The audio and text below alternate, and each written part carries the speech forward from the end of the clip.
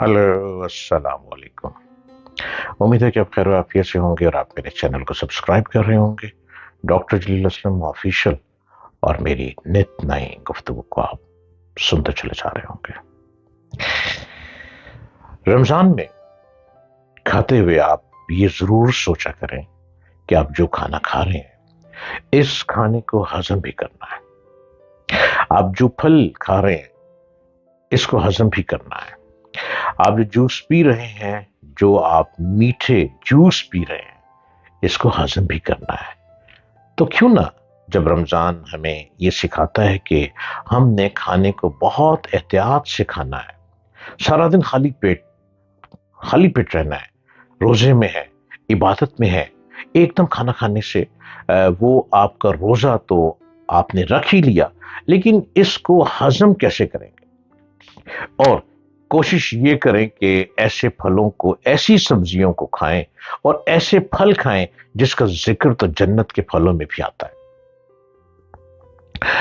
वो फल कितने अच्छे हैं, जब मेरे रब ने जिक्र किया कर दिया कि ये फल जन्नत के फल में भी है, तो अगर इन फल को भी आप खाते हैं तो आपकी सेहत खराब बिल्कुल नहीं हो। आप यकीन के साथ चलेंगे, यकीन की दौलत को अपने अंदर कायम कर लेंगे।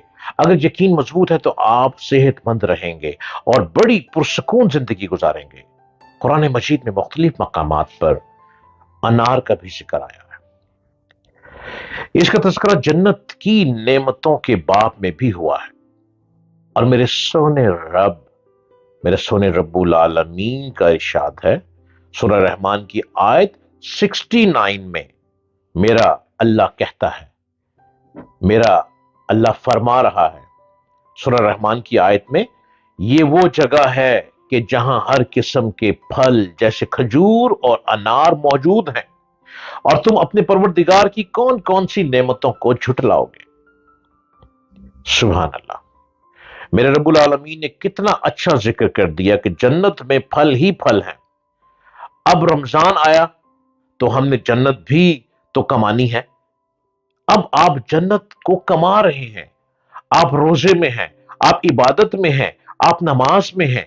आप अफ्तारी जब करनी है तो अफ्तारी को इन बातों पे गौर करते हुए करनी है कि हमने कौन सा फल खाना है। हमने खजूर से रोजे को अफ्तार करना है, फिर हमने सादा पानी पीना है, फिर कोई हल्का सा फल खा लेना है या फलों की चाट बनाकर खा लें, लेकिन इन फलों का जिक्र ज्यादा करें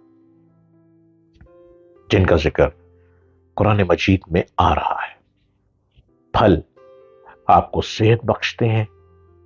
सैयदना अंस बिन मालिक रजी अल्लाह ताला अन्हो फरमाते हैं कि मैंने नबी करीम सल्लल्लाहु अलैहि वसल्लम से अनार के बारे में पूछा, तो आपने इरशाद फरमाया, ऐसा कोई अनार नहीं कि जिसके दानों में जन्नत के अनारों का दाना शामिल ना हो। कितनी आसान बात है कि मेरे आका सल्लल्लाहु अलैहि वसल्लम फरमा रहे हैं कि अनार के दानों का ताल्लुक जन्नत से है। वाह! तो इन जन्नत के दानों को आप कैसे खा रहे हैं? आप इसको जरूर खाएं। और ये तो मौका कितना अच्छा है कि रमजान में लोगों की कोशिश होती है कि अच्छी खुराक खाएं, अच्छा जूस पिएं, अच्छा फल खाएं।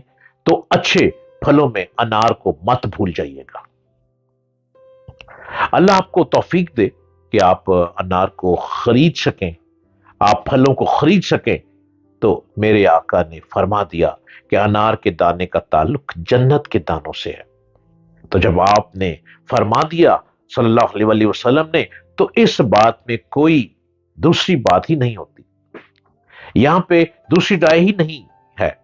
तो क्यों क्यों ना आपको अल्लाह तौफीक देता है तो आप अनार जरूर खाएं।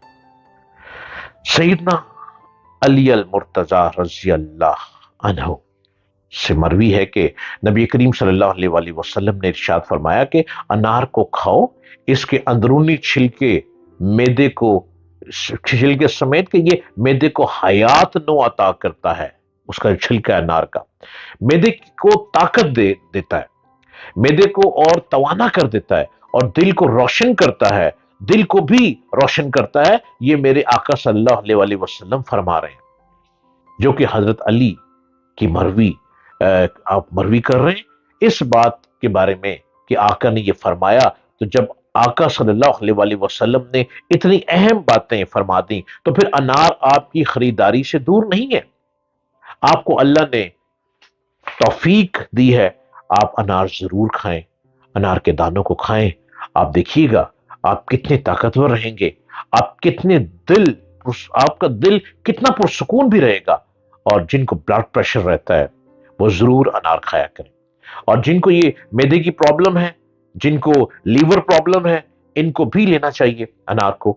میٹھا انار، حلق کے ورم، جو میٹھا انار ہے وہ حلق کے ورم اور سینے کی سوزش اور پھیپھڑوں کی بیماری کو کے لیے بہت فائدہ مند ہے، اس کو دور کرتا ہے۔ یہ اتنے اچھے اس کے فائدے ہیں، اس کے دیکھ لیں۔ اور انار الٹی کو بھی روکتا ہے، جو وامٹ کرتے ہیں کیا آتی ہے اس کو بھی روکتا ہے انار، اور جو موشن لگ جاتے ہیں بار بار اس کو بھی بند کرتا ہے، اس کو بھی وہ کنٹرول کرتا ہے۔ جن کو پائلز کی پرابلم ہے ان کو انار ضرور کھانا چاہیے، ان کو انار کا جوس بھی پینا چاہیے۔ اور جدید ریسرچ سے بھی یہ بات ثابت ہوئی ہے کہ انار ٹھنڈک پہنچانے والا، ہاضمہ درست کرنے والا اور بھوک کو بڑھانے والا پھل ہے۔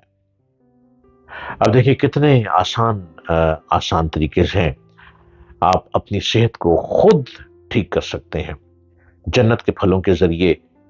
میرے آقا صلی اللہ علیہ وسلم نے کہہ دیا کہ انار کا ہر ایک دانہ جنت کے پھل کا دانہ ہے، تو پھر آپ کوشش کریں کہ انار کا کوئی دانہ بھی آپ کے حلق میں چلا جائے۔